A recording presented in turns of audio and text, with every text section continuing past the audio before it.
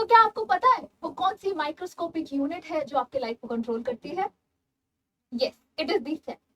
Hello everyone, my name is Pritha and I am your biology educator. और आज हम class 9th के cell the building block of life chapter को पढ़ने वाले हैं।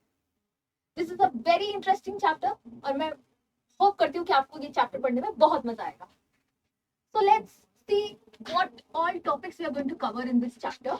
हम सबसे पहले सेल की डिस्कवरी को देखेंगे कि कौन से साइंटिस्ट थे जिन्होंने सेल की डिस्कवरी में मदद की।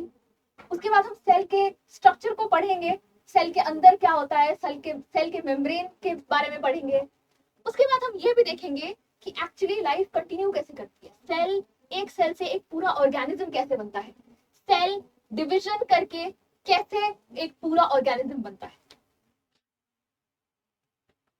तो व्हाट इज सेल? सेल है क्या एक्चुअली? सेल वो बिल्डिंग ब्लॉक है लाइफ की। सेल की एक और डेफिनेशन है जिसको हम बोलते हैं cell is the basic structural and functional unit of life. क्या मतलब है इसका? इसका मतलब ये है कि वो सबसे छोटी चीज है जो हमारे लिए हमारे बॉडी में फंक्शन कर रही है। सेल वो सबसे छोटी चीज है। जैसे घर बनता है ईंटों से, तो ईंट are the building block for the house. Same way हमारी बॉडी में सेल्स वो काम करते हैं। Cells are the building blocks of a whole organism. Cell से टिश्यूज बनते हैं, टिश्यूज से ऑर्गन बनते हैं, ऑर्गन से ऑर्गन सिस्टम बनते हैं, ऑर्गन सिस्टम कई सारे ऑर्गन सिस्टम मिलके एक ऑर्गेनिज्म बनते हैं।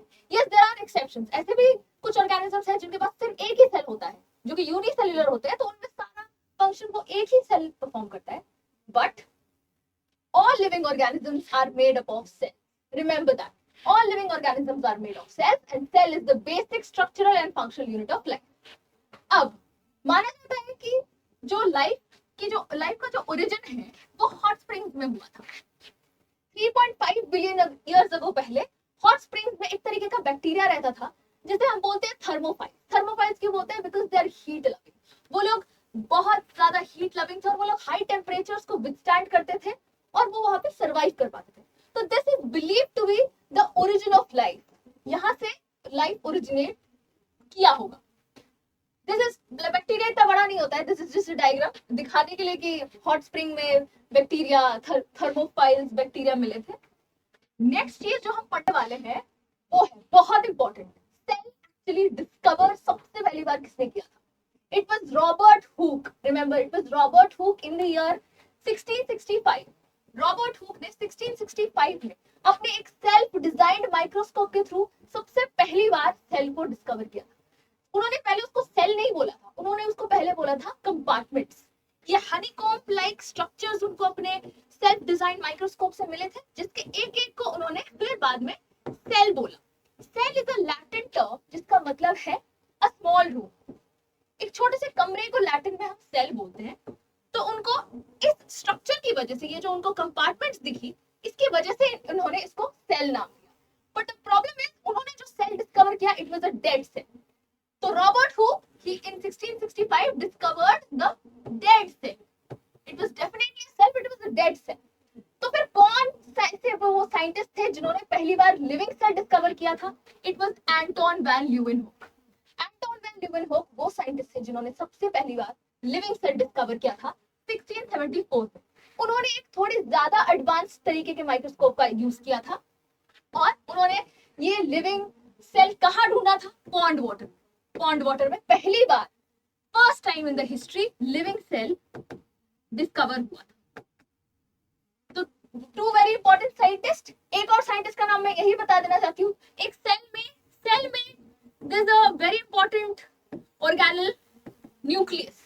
एक सेल को न्यूक्लियस कंट्रोल करता है, जो भी हम आगे अपने स्लाइड्स में देखेंगे। Nucleus was discovered by a scientist whose name was Robert brown. चिंता मत करो, मैं सारे साइंटिस्ट एक साथ सारे लिखवा दूंगी ताकि सारे साइंटिस्ट लर्न हो जाए। और अब इतनी बार इसको नाम को लेंगे साइंटिस्ट कि आपको अपने आप याद हो जाएगा। उसके बाद ये हमारा हो गया। Now next important thing that we have is cell theory. Cell theory was given by 3 scientist. Initially cell theory में दो ही साइंटिस्ट थे, मैथियास स्क्लिडन और थियोडर श्वान। कैसे याद रखेंगे आप इसको? एमएस से याद रखो और इसको टीएस से याद रखो।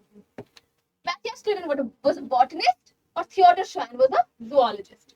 तो इन्होंने मिलकर सेल थ्योरी दी थी। इनिशियली यही दो लोग थे इन्होंने दो स्टेटमेंट दी थी। पहला स्टेटमेंट जो सेल थ्योरी का पहला स्टेटमेंट जो है that all plants are made up of cell, but since अब जूलॉजिस्ट थे, इन्होंने बताया, इन्होंने भी अपने एंड से रिसर्च की, तो इनको भी पता चला that all animals are also made of sales.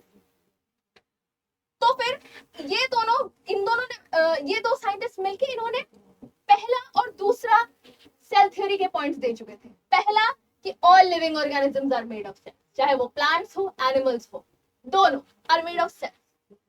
जो जो सेल थ्योरी का जो लास्ट पॉइंट है, सबसे important point, that point was given by this particular scientist called Rudolf Virchow. Rudolf Virchow एक जर्मन पैथोलॉजिस्ट थे actually, he was a German pathologist.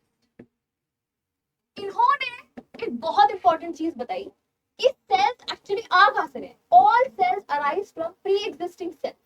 इसका मतलब है कि हर सेल एक पहले सेल से आ रहा है, एक प्री एग्जिस्टिंग सेल से आ रहा है। ये जो है ओमनी सेलुले ई सेलुले, this is also a Latin phrase, जिसका मतलब है ये, जिसका मतलब है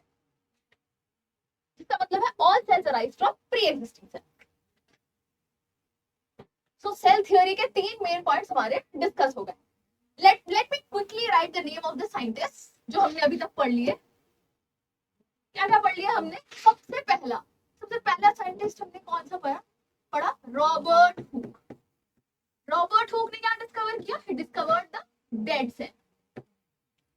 डन, सबसे पहला scientist Robert Hooke. Second Anton van ल्यूवेनहोक,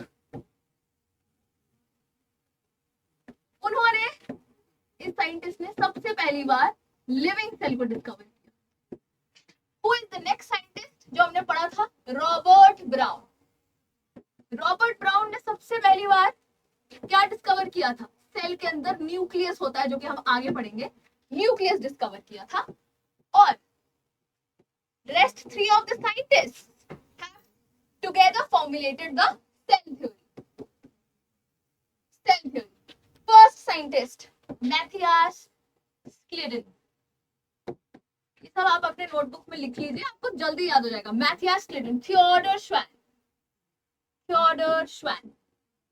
or you can simply remember it as Schlitten and Schwann. One was a botanist and another was a zoologist.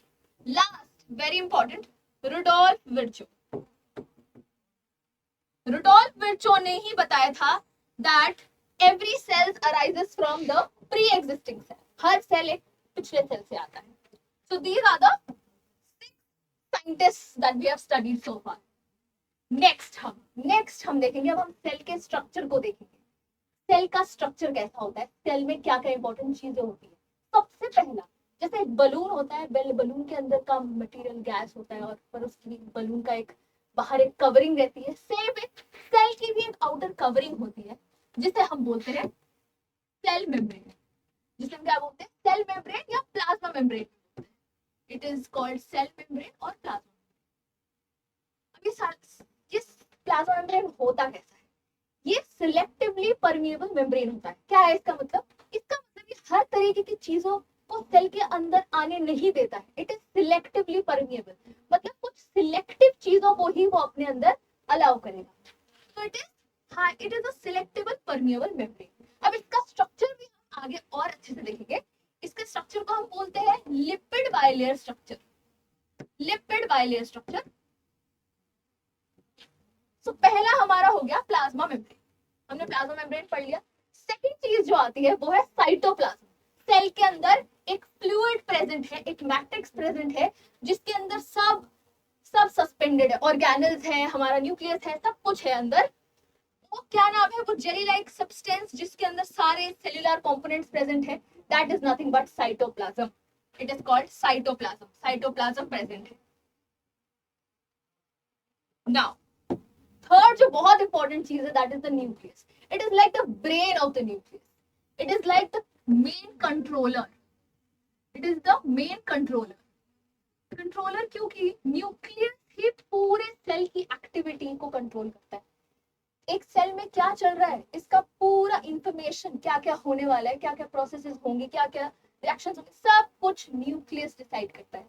तो nucleus is very important. It is a double membrane bound structure. इसके दो membrane होते हैं. Remember, it is a double membrane structure. इसके दो membrane होते हैं. और इसमें एक बहुत इंपॉर्टेंट चीज प्रेजेंट होती है जो हम हमेशा सुनते भी रहते हैं, DNA DNA DNA. So what is that DNA? DNA is deoxyribonucleic acid and it is the genetic material. इसका मतलब न्यूक्लियस में हमारा जेनेटिक मटेरियल प्रेजेंट होता है which can be different in different organisms. कुछ organisms में ह्यूमन बीइंग्स में DNA होता है, किसी में आरएनए भी होता है.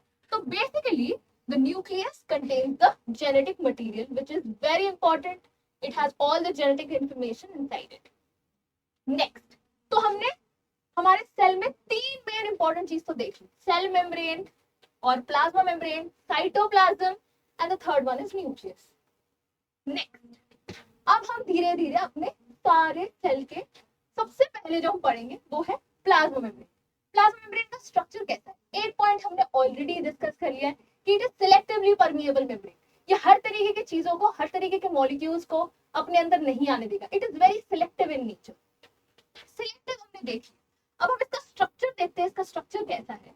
इसका स्ट्रक्चर को हम बोलते हैं लिपिड बाइलेयर. इसका लिपिड बाइलेयर स्ट्रक्चर है.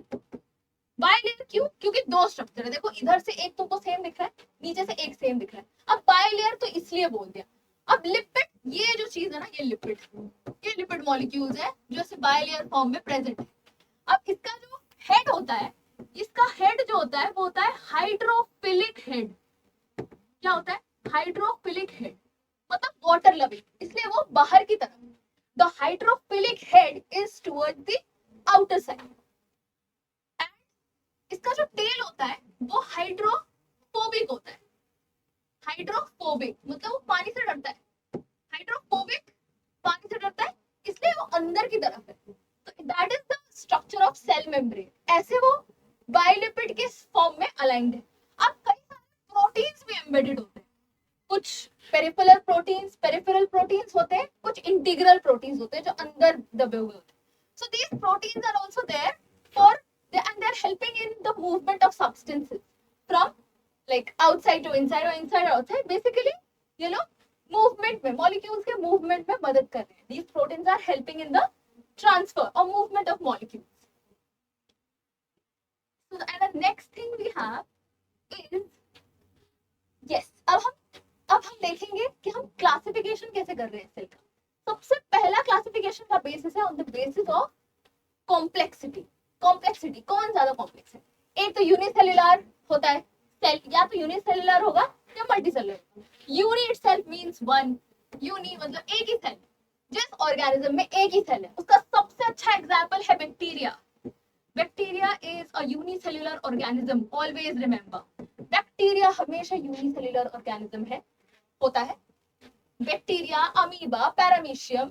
There is another organism called paramecium जो कि यूनिसेल्युलर होता है. वे multicellular like us, plants, humans, animals, everyone. सब के बहुत सारे सेल्स हैं. सब में सेल्स है, टिश्यूज है, ऑर्गन्स है. तो सेल्स तो है ही, बाकी एग्रीगेट करके सेल्स टिश्यूज बना रहे हैं, टिश्यूज ऑर्गन बना रहे हैं, ऑर्गन सिस्टम बना रहे हैं, फिर एक पूरा ऑर्गेनिज्म बन रहा है. सो कॉम्प्लेक्सिटी के बेसिस पे हमने देख लिया unicellular and multicellular. Next, architecture. Architecture के बेसिस पे कैसे है, कैसे हमने सेल को डिवाइड किया है? Prokaryotic and eukaryotic. Very important. Prokaryotic, eukaryotic में दो मेजर डिफरेंस है. सबसे पहला मेजर डिफरेंस उनके न्यूक्लियस का. प्रोकैरियोटिक में वेल डिफाइंड न्यूक्लियस नहीं होता है, मेम्ब्रेन बाउंड न्यूक्लियस नहीं होता है प्रोकैरियोटिक में. प्रोकैरियोटिक से याद रखो, P for prokaryotic, P for primitive. It is a primitive type of cell.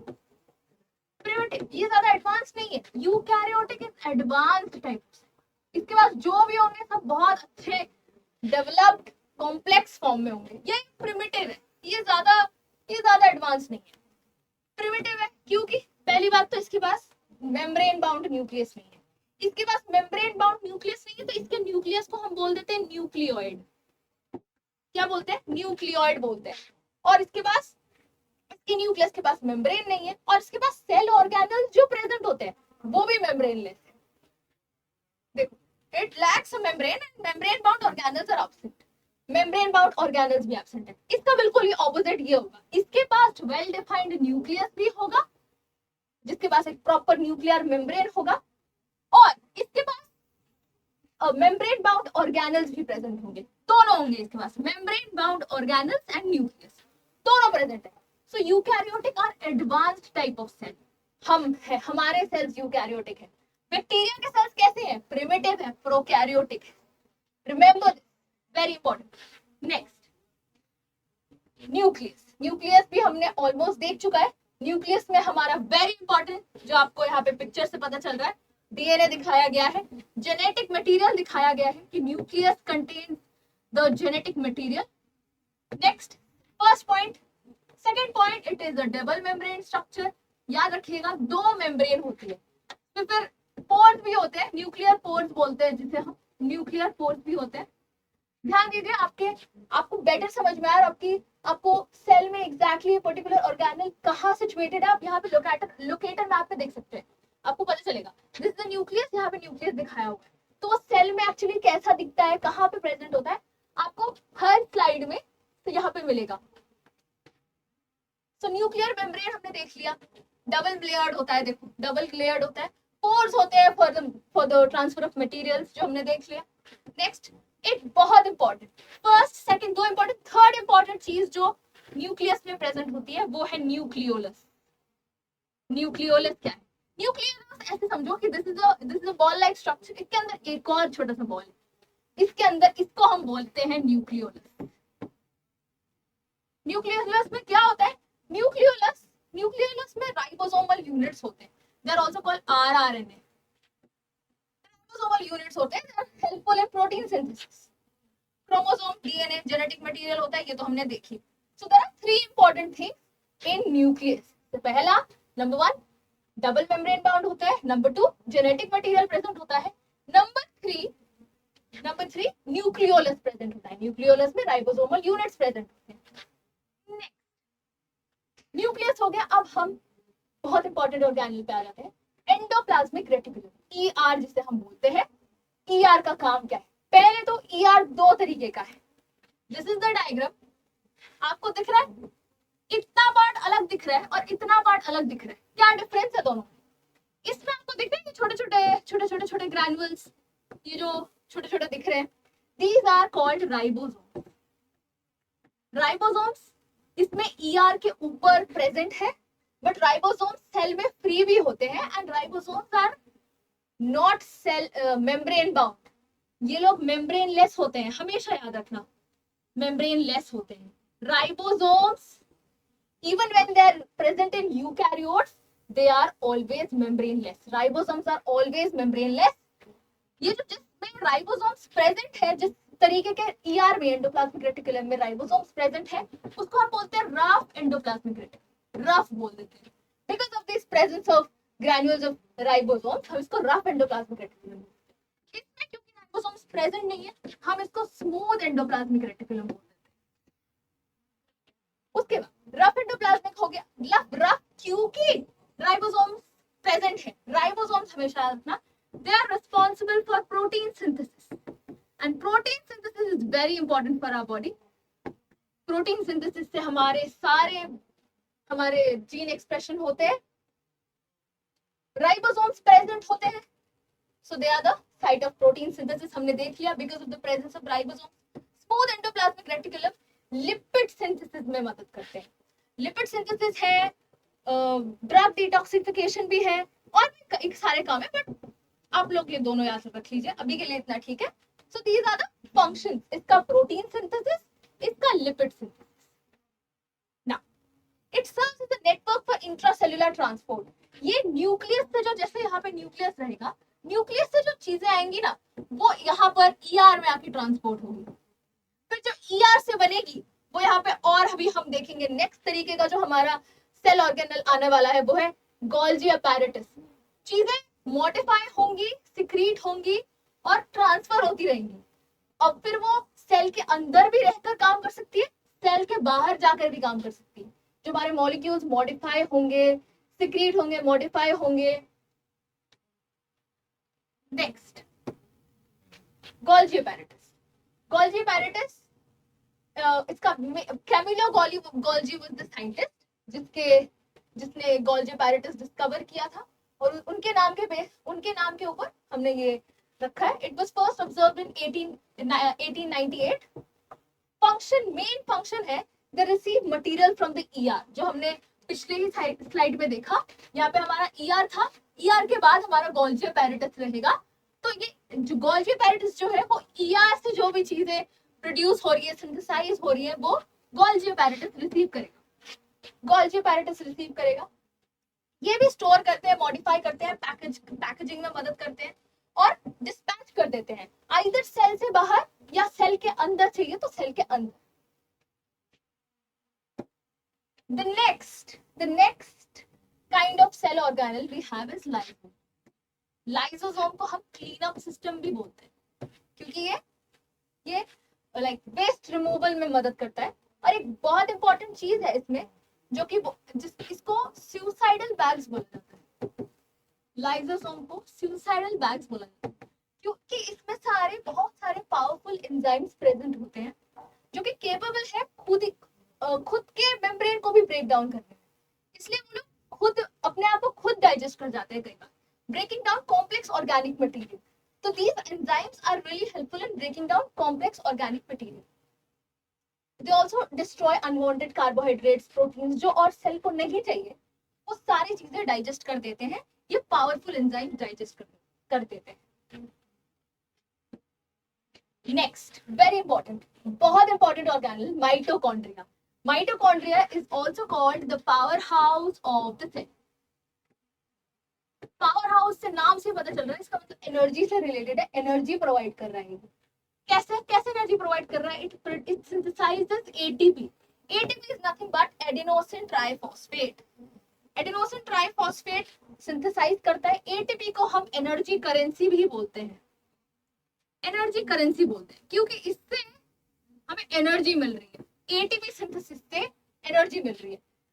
Cell में जो पावर हाउस है, इट इज द माइटोकॉन्ड्रिया. अब माइटोकॉन्ड्रिया का स्ट्रक्चर कैसा है? Mitochondria is a double membrane structure. इसके दो मेम्ब्रेन होते हैं, एक आउटर मेम्ब्रेन, एक इनर मेम्ब्रेन, दो तरीके के membrane. It is a double membrane structure. और पर इसका जो इनर मेम्ब्रेन होता है, उसके कुछ फिंगर लाइक प्रोजेक्शंस होते हैं, जिसे हम क्या बोलते हैं? क्रिस्टी बोलते हैं. It is called cristae. They are finger like projections जो कि माइटोकॉन्ड्रिया के इनर मेम्ब्रेन ने बनाई हुई है. क्यों बनाई हुई है?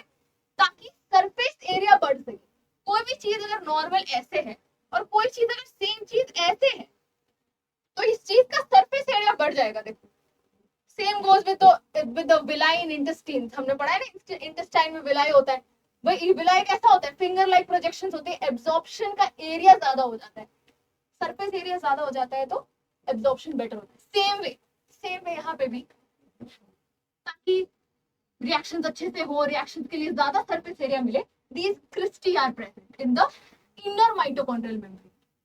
सेलुलर रेस्पिरेशन, मेन काम जो माइटोकॉन्ड्रिया में होता है वो है सेलुलर रेस्पिरेशन, जिसका प्रोडक्ट एटीपी होता है. एटीपी सिंथेसिस होता है, एनर्जी करेंसी जिसे हम बोलते हैं. So that is why it is called the powerhouse of the cell. Second, this plastid. Plastid का बहुत important point, plastids are present only in plant cells. They are not present in animal cells. ये plant cells में present है. इसकी एक similarity है पिछले वाले हमारे ऑर्गेनल के साथ, which is they are also double membrane bound. इसके भी डबल मेम्ब्रेन होता है, like that of mitochondria. So now we have three organelles mainly, including nucleus, mitochondria, chloroplast. तीनों के डबल मेम्ब्रेन होते हैं. अब प्लास्टिड्स के तीन टाइप्स हैं. The first one is chloroplast, second one is leucoplast, the third one is chromoplast. ये तीन टाइप है, प्लास्टिड्स के तीन टाइप है. एक पहला टाइप हमको बहुत अच्छे से पता है क्योंकि हम बचपन से पढ़ रहे हैं. It is the chloroplast. Chloroplast में क्या होता है? हमारा ग्रीन पिगमेंट क्लोरोफिल, जो हम बचपन से पढ़ते हैं, फोटोसिंथेसिस के लिए रिक्वायर्ड होता है. क्लोरोफिल जो कि ग्रीन पिगमेंट होता है, ये क्लोरोप्लास्ट में प्रेजेंट होता है. This is the structure of chloroplast. Leucoplast क्या होता है? ल्यूकोप्लास्ट कलरलेस ऑर्गेनल है और ये हेल्प करता है स्टोरेज में. किसके स्टोरेज में? लिपिड, फैट, ऑयल्स, ये सब के स्टोरेज में, प्रोटीन ग्रैन्युल्स के स्टोरेज में हेल्प करता है leucoplast. Last very important, chromoplast. Chromoplast का क्या काम है? इसके पास भी कलर्ड पिगमेंट्स होते हैं, जिन इन कलर्ड पिगमेंट्स की वजह से हमारे फ्रूट्स फ्लावर्स में हमको कलर्स दिखते हैं। It is those colors, those distinct colors are because of this particular type of plastid which is called chromoplast. तो हमने प्लास्टिड के तीन टाइप देख लिए। प्लास्टिड में तीन तरीके के प्लास्टिड्स हैं, chloroplast, leucoplast and chromoplast. Next, vacuoles. Vacuoles भी प्लांट्स और एनिमल्स में डिफरेंट है। कैसे? Plant cell, this is the plant cell. Plant cell में काफी पोर्शन, एक सेल का काफी पोर्शन मिला के एक वैक्यूल। क्यों? क्योंकि ये जो बड़ा सा वैक्यूल है ये रिजिडिटी प्रोवाइड करता है, इट प्रोवाइड्स रिजिडिटी।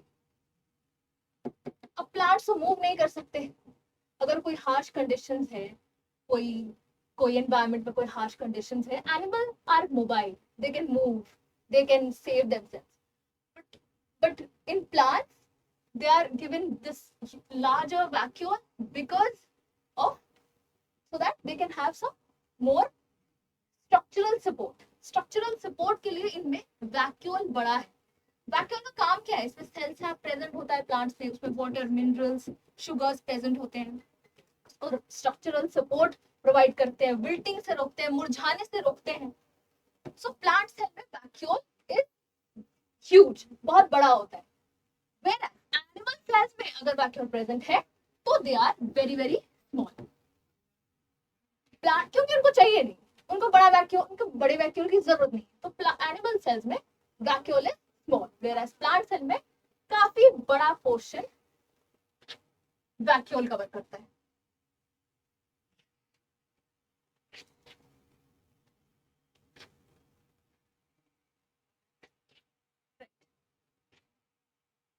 अब हम एक क्विक एक समरी ले लेंगे, हमने अब तक क्या क्या पढ़ा है इसके बारे में।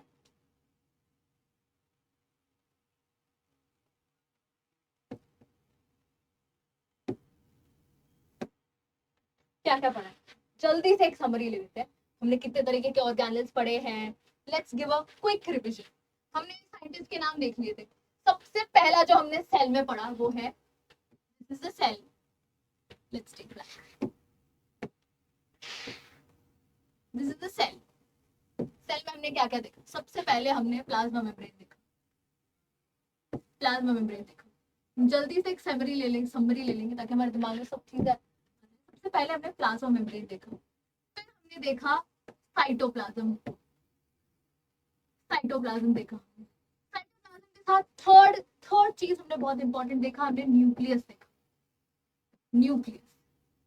उसके बाद हमने अलग अलग ऑर्गेनेल्स देखे, जिसमें हमने सबसे पहले एंडोप्लाज्मिक रेटिकुलम देखा, फिर हमने गोल्जी बॉडीज देखा, फिर हमने लाइसोसोम देखा, हमने माइटोकॉन्ड्रिया देखा, हमने प्लास्टिड्स देखे, अलग अलग तरीके के प्लास्टिड्स देखे, और हमने वैक्यूल भी देखा।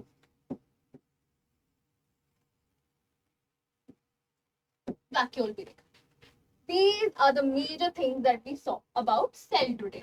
इसमें भी हमने अलग अलग चीज देखी। प्लाज्मा मेम्ब्रेन में हमने लिपिड बाइलेयर के बारे में देखा, साइटोप्लाज्म में हमने देखा हर तरीके के रिएक्शंस और हर तरीके के ऑर्गेनेल्स साइटोप्लाज्म में होते हैं। It can be also called the matrix of the cell. फिर हमने न्यूक्लियस देखा, न्यूक्लियस में हमारा मेन जेनेटिक मटेरियल प्रेजेंट होता है, it is a double membrane bound structure. इन सारे में से हमने कौन से देखे थे? माइटोकॉन्ड्रिया और प्लास्टिड्स देखे थे हमने, जो कि दोनों डबल मेम्ब्रेन बाउंड स्ट्रक्चर्स हैं, डबल मेम्ब्रेन बाउंड स्ट्रक्चर्स हैं। उसके बाद जो रेस्ट ऑफ द ऑर्गेनल्स हैं, lysosome, Golgi bodies, ER, vacuole, ये सारे सिंगल मेम्ब्रेन है, याद रखना। There are only 3, plastids, mitochondria and nucleus, which are double membrane bound. Rest all are single membrane structure. So I hope you've got everything. I hope सबको सब चीज समझ आ गया. I've given an overview of the class. So yeah, we'll deal with tissues in the next chapter. Thank you so much.